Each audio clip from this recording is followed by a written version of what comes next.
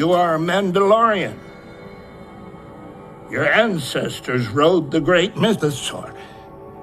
Hey there folks, thanks for tuning in for another brand new video review, and I am super excited to showcase these two amazing Mythosaur skull wall mounts from Regal Robot. One of which, the Armorer's Beskar version that we did see in Season 1, just showed up today after I watched the season finale of Mandalorian Season 2.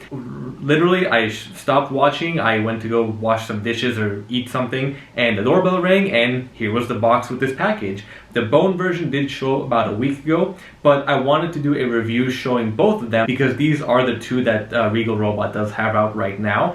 And personally, if you're a Mandalorian fan, if you're a Star Wars fan, you need both of these. I mean, these two are absolutely incredible collectible display pieces that you do need, and we're going to be taking a look at both of them today. Before I get into that, I'll just do a quick overview of what comes in the boxes. Obviously, besides the plaques themselves or the skulls themselves, they do each come with these cards that are, I guess, kind of like the certificate of authenticities in a sense, but these aren't limited, they're not exclusive or anything, so there's no worry about having to rush to buy them or get like the #1 piece. They both just have the items pictured, so we do have the Mandalorian wall skull decor. These are officially licensed as well. And then the Armorer's Mythosaur skull wall decor also, which is essentially, I don't think it was ever mentioned, we did see it in the episode, but I'm pretty sure it's a Beskar skull. Could be mistaken, but I don't see what else it would be. On the back of both of them, they do have like a thank you message. They do read, "Thank you, Regal Robot is proud to present our Mandalorian skull wall decor, or the Armorer's Mythosaur wall decor, as seen in The Mandalorian. A wonderfully realistic interpretation originally sculpted by special effects artist Mio Nakamura." I did not know that actually. I didn't have a chance to read this. I wanted to wait for the review. So that is pretty cool. The Armorer one doesn't say who it's sculpted by. I would assume it's the same person, I would hope so, but either way, they did a fantastic job with them. Your wall-hanging resin sculpture was hand prototyped, cast, and hand-painted in the USA. We look forward to sharing your latest designs with you. Please visit regalrobot.com/Star Wars, and of course they have other items throughout their shop to see all the unique furniture and decor we have in the works, the Regal Robot team, and then some hanging suggestions as well. And the other one, it's pretty much the same, just saying, visit their shop. But that is pretty much it that comes in the box. The box is super simple. I didn't do any type of unboxing, but they just wrapped the skull in some bubble wrap and like a heavy layer of paper and protection in the box. I was kind of surprised when I opened it that there was no, like usually you'll have like that big styrofoam shaped packaging that has the skull fitting right into it. So if you do plan to like keep the box and you're a box collector or package collector, there's really nothing to keep here. Everything is just wrapped up and shipped to you in the shipper box. Let's go ahead and start off by looking at the bone Mythosaur skull, which is obviously the more iconic one, the one we've seen throughout Star Wars history and with more of the Mandalorian lore and appearances in all the media. This measures approximately 17 inches tall and about 12.5 to 13 inches wide at the widest points right here at the tusks where they do come out. Absolutely fantastic. As far as I've seen in other photos from other collectors, everything is going to be the same, which is okay because you won't have to worry about any alterations, any differences. If I had one wish, I do kind of wish they did make them somewhat unique or somewhat different, because obviously if you're finding like bones or skulls or anything like that in the wild, they're all going to be different. They're going to have different cracks, different breaks, but I completely understand from a production standpoint that they're going to be using a mold and cast to recreate the same version. So it's totally fine. Either way, it's absolutely beautiful.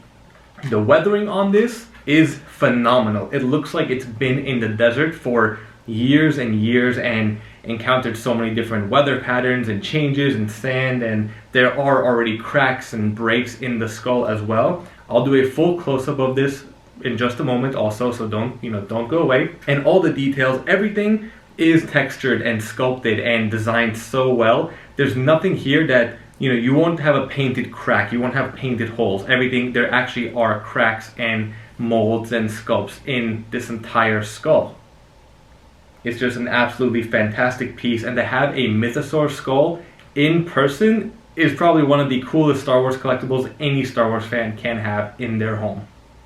and you can display it super easily. The back does come with the display hooks on the back, so you can, you know, adjust it for the nails and screws and everything. It does weigh about 3.5 pounds. I weighed both of them. They are both about 3.5 pounds. So you want to be careful when hanging it. You know, make sure you have an anchor, you're using a stud, whatever, however your home is set up, to make sure these don't fall off and rip out your wall. Like for me, as you can see behind me, you can't see my whole wall, but I'll probably get them above the details right there, because those are kind of shorter than the bookshelf I have, and I'll probably put like a Mandalorian print above the bookcase to, you know, have that Mandalorian theme, of course. Pretty freaking cool. I love it. I'm trying to see what else. You know, we've got the teeth down here. Even the back, we have the teeth, and everything continues. All the sculpting, the paint, the design. I'm glad they didn't just make it flat. That was my one big fear with the bone version. The metal one is flat, but you know, we'll get into that in just a moment. Let's go ahead and do some close-ups of this before we get into the Armorer's Beskar version.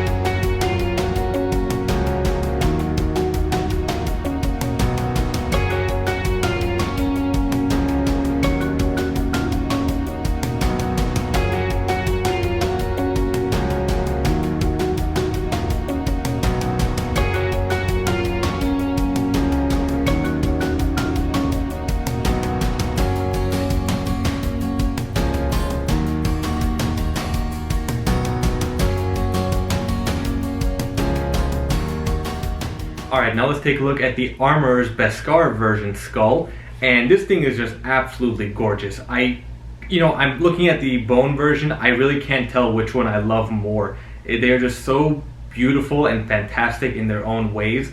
Again, this one also measures about the same, approximately 17 inches tall, about 12.5 inches wide at the widest point with the tusks. Everything is just beautiful, and even though it's basically a monotone, all silver, chromish, actually, it's more of a gunmetal look than a chrome. And of course, we kind of see different colors of the Beskar, different shades of chrome and gunmetal, and this is more so on the darker side with a nice shine and gloss to it. We still have all the grooves, and again, I'm not sure if this is supposed to be a actual skull that was covered or forged with Beskar, or maybe just a sculpt of Beskar.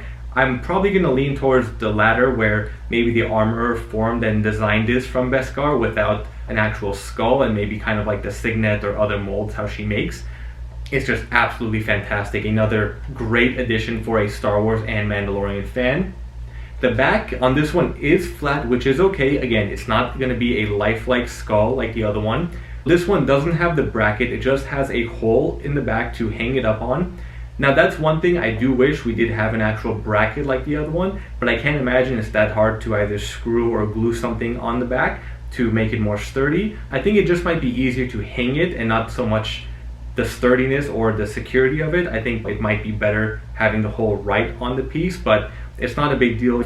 Hung plenty of pictures and items over the years, so it shouldn't be an issue for me. Again, it just depends on your home, your walls. Make sure you're taking all the precautions you need to make sure that this doesn't fall off and break, but also your walls don't come falling down. This does also weigh about 3.5 pounds, so it does have some good weight to it.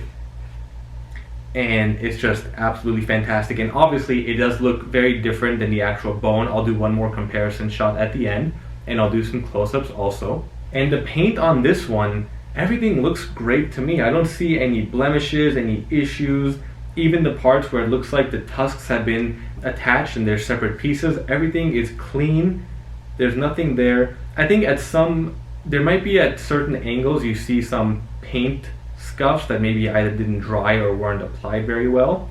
but again, that's just because I have the lighting right on it and you can see it. And most of it, it's not exactly smooth. It does have a kind of rough, almost like lizard skin or scale texture to it. But I'm not going to be touching and grabbing this all the time, so that's no big deal. Very few paint issues, which again, you're not going to notice any of these, and they're not something that you actually notice when you just look at it, because I have it so close to me and I'm observing every little detail. That's why. But it's nothing that will impact your decision to buy it, and nothing of quality control issues. So let's go ahead and do a close-up of this as well.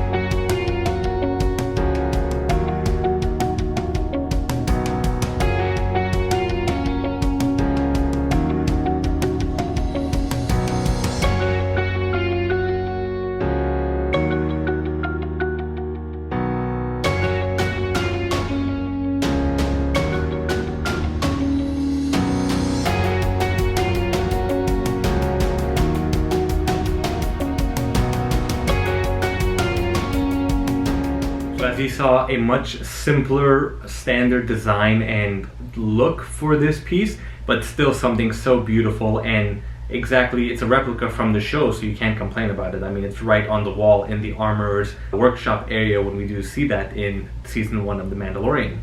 So I did pick these up on their Black Friday and Cyber Monday sales. I had to order them separate because they kind of had the sales going at different times, but either way, I got these super quick, and now December 18th today is the day, Friday the 18th. So I'm super happy with the shipping. I wasn't in any rush to get them, so no issues there. They send you tracking information, everything's updated, they have great communication skills, and everything on the website is super unique. They have a ton of pre-made items, and Regal Robot will also custom make a lot of decor, tables, whatever you need. Visit their website and check them out. If there was one more piece or addition to these that I wish we had, although I'm not quite sure where or how I would display it in that manner, I do wish there was a way to stand these on like a table or a bookshelf or something like that.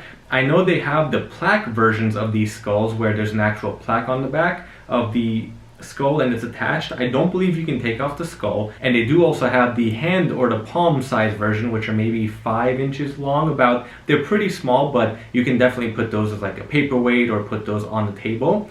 I'm pretty sure I can find something to have these on a tabletop stand if I don't want them on the wall. Of course, now given my little collection room and my review video room I have going on right now, I will just be hanging these up at the top right there on the wall. Either way, these are absolutely phenomenal, beautiful, fantastic, screen accurate Star Wars collectibles that I've repeated myself, but I'm going to do it again, every Star Wars fan, at least every Mandalorian fan, needs in their life, in their home. They are reasonably priced, beautiful, high quality, a great company.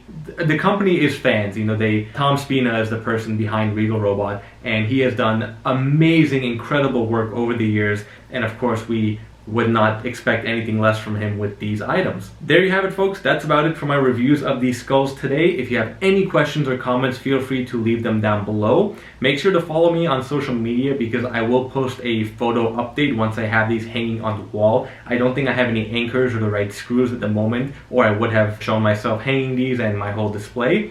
But either way, again, like I said, any questions or comments, feel free to leave them down below. Be sure to subscribe to my YouTube channel for future videos. Thank you again for watching, and stay tuned for more content in the future.